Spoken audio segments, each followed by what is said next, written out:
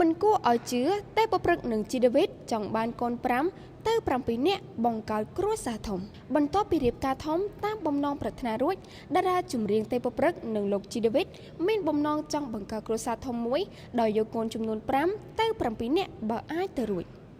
តារាចម្រៀងទេពប្រព្រឹត្តញញឹមបិទមាត់មិនជិតឡើយនៅក្នុងថ្ងៃអាពាហ៍ពិពាហ៍របស់ខ្លួនពីព្រោះជាក្តីស្រមៃដែលនាងប៉ងជាយូរមកហើយតាំងពីចាប់ផ្ដើមស្រឡាញ់គ្នាជាមួយលោកជីដាវីត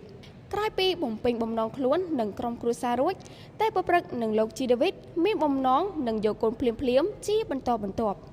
លោកជីដាវីតមានបំណងចង់បានកូន5នៅក្នុងគ្រួសារដែលឡែកចំពោះអ្នកនាងទេពប្រព្រឹត្តមានបំណងចង់បានកូនរហូតដល់ទៅ7នាក់ប្រសិនបើអាចទៅរួចអ្នកទាំងពីរថាមានកូនច្រើនល្អសប្បាយគ្រួសាររីករាយទាំងអ្នកគ្រប់គ្រងនិងសិល្បករសិល្បការិនីជាច្រើនបានផ្ញើសារជូនពរអ្នកទាំងពីរស្រឡាញ់គ្នានិងបានកូនច្រើនសមតាមប្រាថ្នាមិនថាគូស្នេហ៍គូចម្រៀងទេពប្រព្រឹត្តនិងលោកជីដាវីតបង្កើតគ្រួសារធំប៉ុណ្ណាក្តីក៏ជីវិតរបស់អ្នកទាំងពីរលែងលំបាកទៀតហើយពីព្រោះក្នុងមួយឆ្នាំអ្នកទាំងពីរអាចរកប្រាក់ចំណូលបានក្បែរខ្ទង់លានដុល្លារឯណោះទាំងអាជីវកម្មការងារចម្រៀងនិងធ្វើជា BA ឲ្យបណ្ដាក្រុមហ៊ុនធំៗជាច្រើនជាក់ស្ដែងពេលនេះមិនថាផ្ទះសម្បែងដីធ្លីរថយន្តទំនើបនិងទ្រព្យសម្បត្តិនានាគឺជីវិតអ្នកទាំងពីរមានហូរហីហើយដូច្នេះហើយក្នុងមួយឆ្នាំ